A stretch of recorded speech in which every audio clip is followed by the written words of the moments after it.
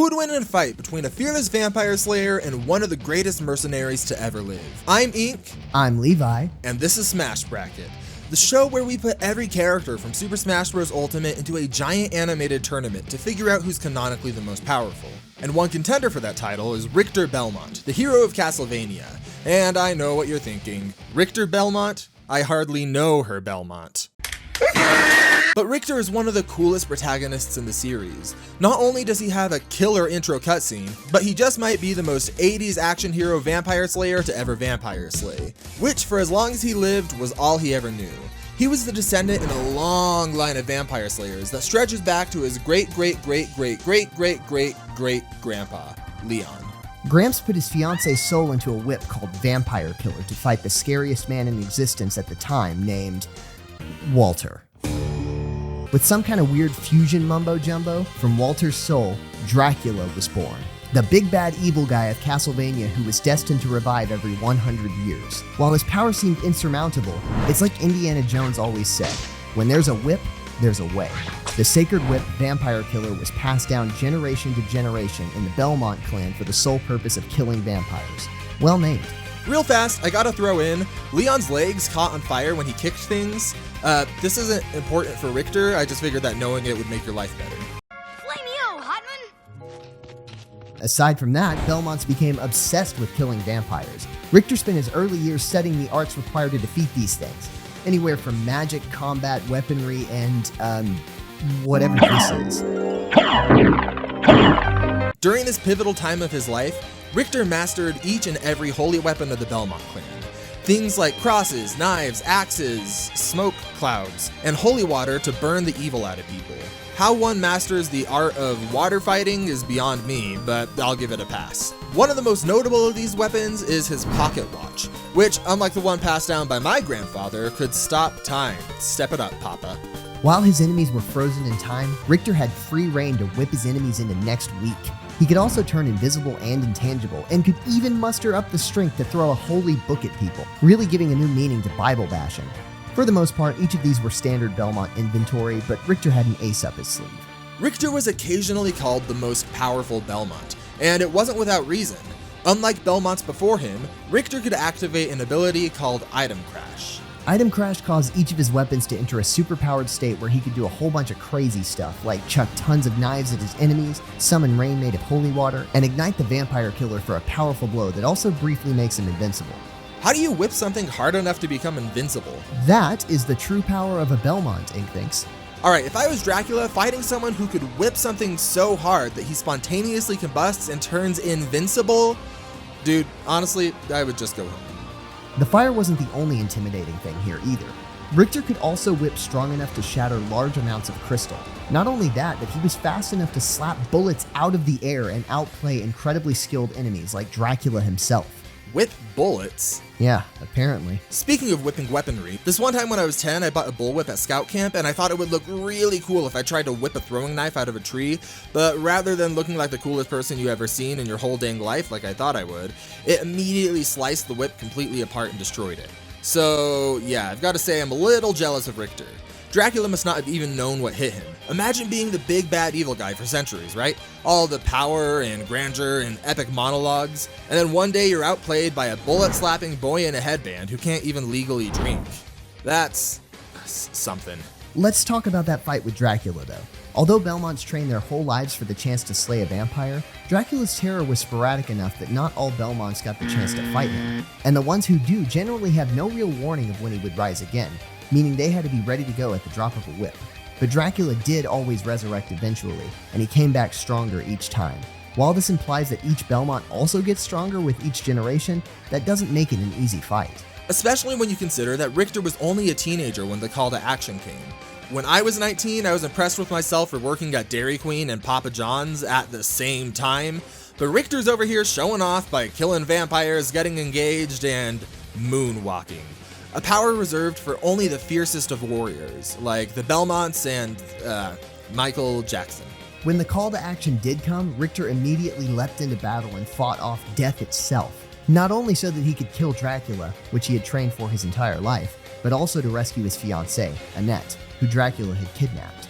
You know, if I kept getting murdered to death by the same bloodline over and over, I'd probably stray away from kidnapping their one true love.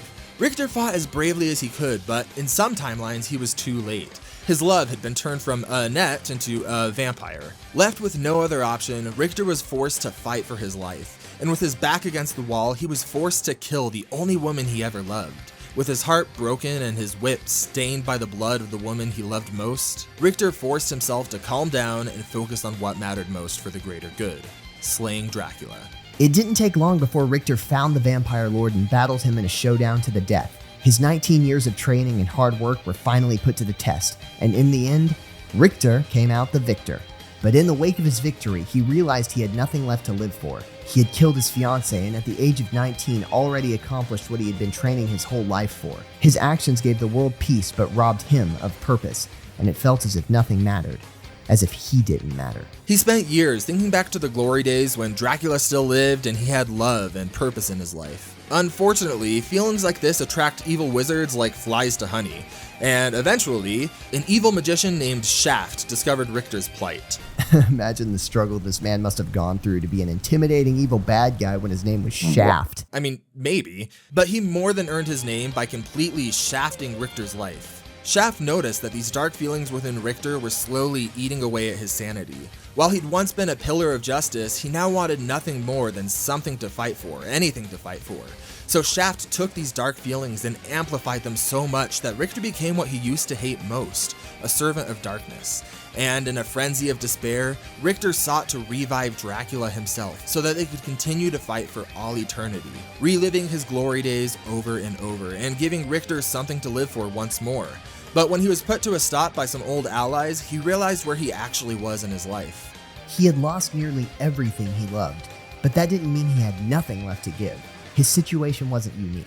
Every Belmont spent their life training to become a slayer of vampires, and those who never got the chance to fight Dracula lived empty lives. Their family knew nothing but violence and monster hunting, so Richter decided to break the chain of despair and give the whip to a new family line, the Morris clan via Jonathan Morris. Breaking the family bloodline's claim over the whip was like the biggest no-no that a Belmont could have done. But Richter was tired of his family being a clan full of dysfunctional he-men. So Richter betrayed his family so that their future may be brighter. But he didn't leave the whip entirely Belmont free. That would be too simple.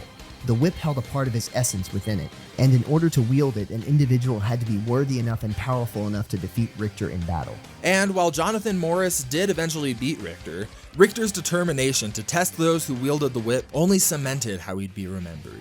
One of the greatest Belmonts of all time, who didn't just slay vampires, but also beat his inner demons and gave every last part of himself so that his family could be protected and the Belmonts might live a life of peace at last. Fire Emblem is no stranger to tragedy. It's a series that doesn't pull its punches and anyone can die at any minute. But through the wild twists and turns of Fire Emblem, one scrappy swordsman stands unique among the rest. Someone who isn't afraid to speak his mind, do what's right, and look tragedy in the face, only to rise above it and ascend to new heights. Meet Ike, a teenager who was born in the land of Gallia, alongside his sister Mist and his father, a legendary hero named Greel. Ike grew up alongside his father's group of sellswords, the Grail Mercenaries, and joined their ranks at the age of 17. He may have been a minor, but he was a major threat on the battlefield. As the son of a legendary mercenary, Ike had trained his whole life in swordplay. Though he was admittedly inexperienced, Ike worked as hard as he possibly could to live up to his father's reputation. He trained with Greel each day in tireless battle to become as strong as he possibly could, and he applied that experience to his combat as a mercenary. And that's the kind of power that can only come from hard work, raw talent, and lots of meat. What kind of supplements do you use to get such muscle definition? I eat meat. Alright, to hell with fruit and veggies then. Anyways, despite the land being at war, the group lived their lives as swords for hire, assisting whomever would pay their fees and staying politically neutral. That is, until they accidentally rescued a princess named Alencia who was on the run from soldiers, thinking she was a random villager. Alright, pro tip for Grail and his mercenaries: if someone in Fire Emblem is wearing an ornate dress and has green hair, there's a pretty good chance that they're important. That said, they couldn't bring themselves to turn her back over to those who were chasing her, so they were left with no choice but to lead her to safety. While the Grail mercenaries were now politically involved, they kept their same high spirits and followed their leader with the utmost loyalty. Until everything changed. It was a dark and stormy night when Ike's father disappeared into the woods. Ike noticed his departure and followed him through the thicket, but when he caught up to Greel, he found him locked in a fierce battle with a mysterious warrior clad in black armor. But Ike's father was a war hero. As far as Ike was concerned, nobody could beat him in a fight. Which was a fantasy that did not age well. Grail's power gave out and the Black Knight's sword stabbed him through the chest, killing him in front of Ike and paralyzing Ike with fear. Ike tried to fight back, but was completely powerless to do anything against the man who had just murdered his father. All of his training and all of his hard work wasn't enough in the end to save one of the people he loved most in the world. And it wasn't really enough to save himself either. As the Black Knight prepared to finish him off, Ike realized all of his strength had been for nothing.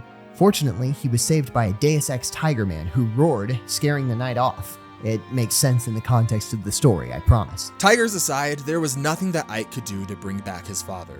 In his dying breath, Grail implored Ike to take care of his sister and become the new leader of the Grail mercenaries. A fact that the mercenaries did not take well, or at least some of them. Many of the mercenaries were skeptical, and a few walked out of the group entirely. But Ike did not back down from the challenge. He may have been inexperienced, but that didn't stop him from putting every last ounce of courage into his new calling. Not only was it what his father would have wanted, Ike knew that it also had to be the right thing to do. Ike led his militia through the kingdom, discovering a race of shapeshifters called Lagoos along the way. This is where the scary Tiger Man came from. They, as a species, were heavily discriminated against in the land, but Ike never cared about that. He saw them as equals and treated them the exact same way he would treat anyone else, and that's one of Ike's defining character traits. He doesn't care who you are, Lagoos or nobility. He will treat you plainly and tell you exactly what he thinks. If you are a good person, he will treat you well. If you aren't, he isn't likely to treat you with respect. He doesn't care about status or titles. Heck, when he was given nobility by a kingdom that his troops went on to help, Ike was pretty against the whole idea. He eventually rejected the nobility entirely, preferring to rough it on his own, but for now he'd play along if that's what it took to find the evil king behind the war and put an end to him. Ike had the legend of his father to live up to, and he didn't disappoint. He led his mercenaries through dozens of battles to reach the king. Through all of the political intrigue and warfare, one thing never left Ike's mind. The Black Knight that killed his father was still out there. And as fate would have it, when he was journeying to save the kingdom, he came across the Black Knight. With his sword in hand and his sister by his side, he fought fearlessly against his father's killer in an epic duel, and was just able to squeeze out a win. The strength that he gained along the way allowed him to not only physically overcome the Black Knight, but it was also a symbolic affirmation to Ike that he'd finally reached the level of power that his father fought at, and he was finally worthy to call himself leader of the Grail mercenaries. This victory was in part thanks to Ike's legendary blade, Ragnall. This weapon's been infused with the essence of a goddess, which gave Ike the power of blue flames, allowing Ike to strike foes from a distance with his sword.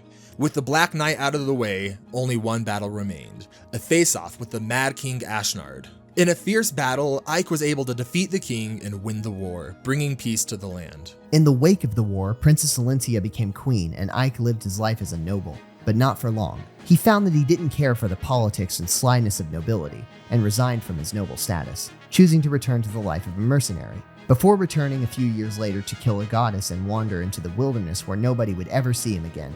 But that's a different story. Ike wasn't just a straight-shooting, good-hearted hero, though. He's also repeatedly been called the strongest hero in Fire Emblem, which is really saying something in a world where people can topple massive buildings with almost no effort. And Ike goes beyond that with his strength and durability. Yeah, he's insane. He can shrug off attacks from giant meteors being ripped from space and slammed into him. Not only that, he can one-shot enemies that can withstand that same amount of force. By looking at the size and speed of this meteor, we can calculate that it would be hitting Ike with about 63 terajoules per centimeter squared of force. That's like the power of the little boy nuclear bomb behind each of Ike's attacks. And he's fast too. He can block arrows so fast that time seems to completely stop by comparison, and he can dodge meteors pulled down from space. These feats would require him to be capable of moving at speeds up to Mach 5,830. And just like any good Fire Emblem character, he's got a bunch of skills to back up his stats. For example, he can deflect incoming attacks to reduce their damage by 80%, and he can also return any damage taken with counter and distant counter. With Frenzy, he can also reduce the damage taken by a proportional amount to any speed advantage he may have, capped at a 40% speed reduction. Which, given that he's moving nearly 6,000 times the speed of sound, means that he's gonna have that advantage pretty dang often. He can also poison his opponents with each strike, disable his enemy's skills, stop his enemies from healing, and invert all stat boosts his enemy may have had, turning what would have been an advantage into a disadvantage. And this is all without mentioning his ability to stop most enemies from ever approaching him with the skill Obstruct. He can also survive otherwise lethal attacks with Miracle, boost his damage by 150%, regenerate health with Renewal, or use his signature abilities, Ether and Radiant Ether. Ether allows Ike to heal 50% of the damage he deals, but more importantly, it negates his opponent's durability, attacking them as if they had no defense at all. But all of these abilities and stats aren't what make Ike so special. Ike sees the best in everyone, regardless of who they are or where they came from. He started as a young teenager completely out of his element and forced into a position of leadership that, frankly, he wasn't ready for. He had almost no experience, but despite the discomfort of this, and despite the lack of belief from even close friends,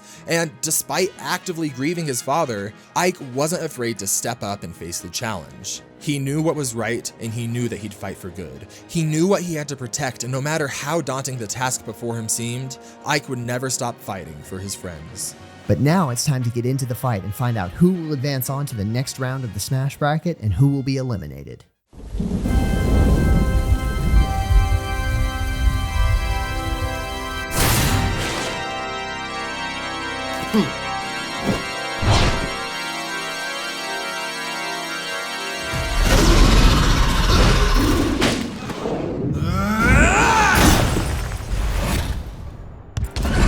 You don't belong in this world, monster!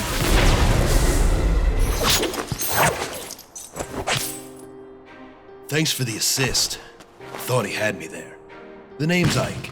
Richter Belmont, but no need to thank me. I've been meaning to deal with death for weeks. You have my thanks, but actually, I'm here on my own accord. I've been sent to take this castle on behalf of my... This castle isn't yours to take. I wasn't asking. Only two sorts seek out this place of their own will. The Belmonts, or those who would do us harm. And you are no Belmont! Have it! All right then.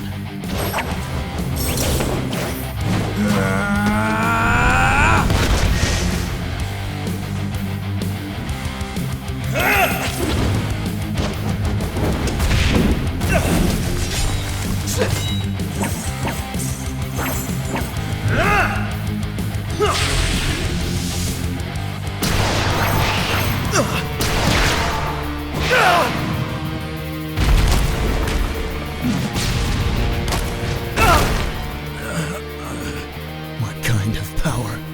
Don't forfeit your life over some building. Simply vacate the castle No! and... Your strength betrays your human mask, Oh, demon! man. Show me your true form!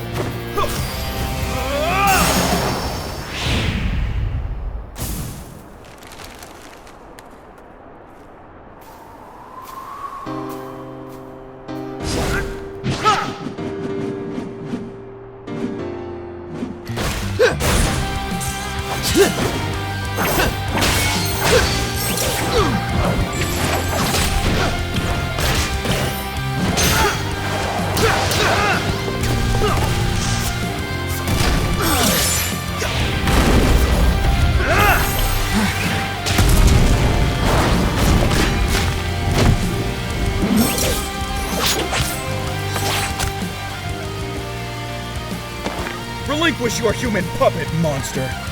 By the flames of God! Be gone!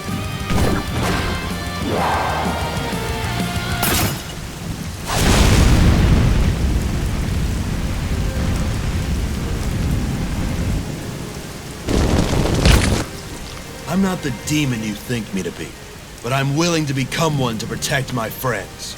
Last chance. Stand down! It's not that simple. If I were to stand aside, there would be nothing stopping the triumph of wickedness and evil. Wait! There are some fates worse than death.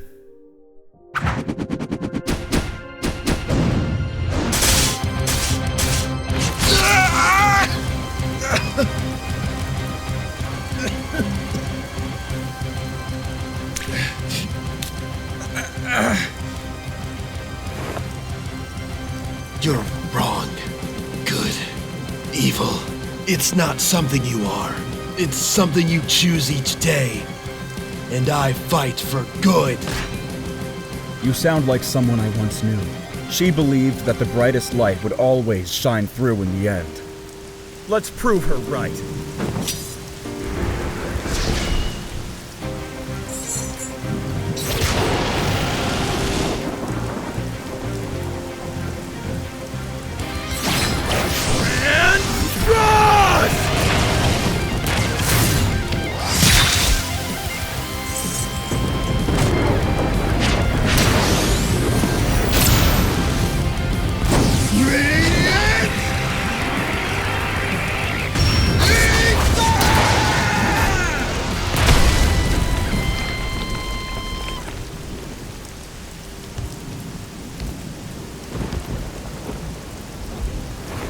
This castle will be protected.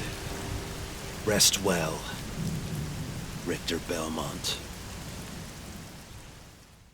And there you go! Before we go further, I just want to give a huge shout out to Roundtable Animation for that incredible Ike versus Richter fight. It's not easy to animate the physics of a metal chain whip, so Cliff, if you're watching, thanks for all you do for us. In some ways this was a close fight, but in other ways it was a complete stomp of a matchup. Well, it was a stomp, but Richter is still imposing when taken in isolation.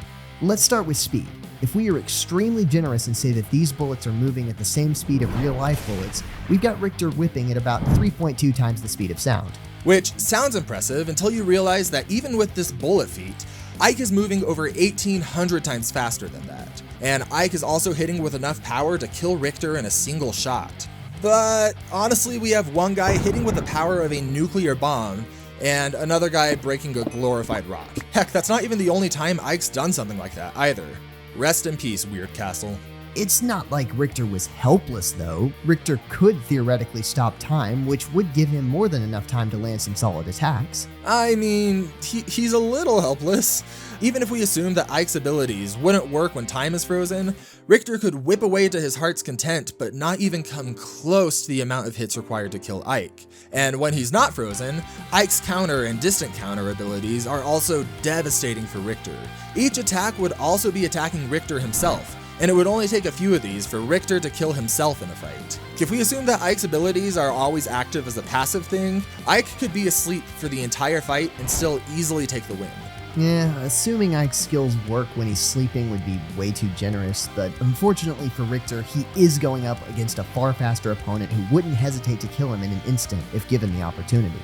Ike isn't super likely to even let Richter reach for one of his weapons. Even without his skills, Ike's stats and training are more than enough to secure a win here. But with his deadly skills added in, this just isn't even close. At the end of the day, Ike is the winner and will be moving on to the next round of the Smash Bracket. Next time on the Smash Bracket.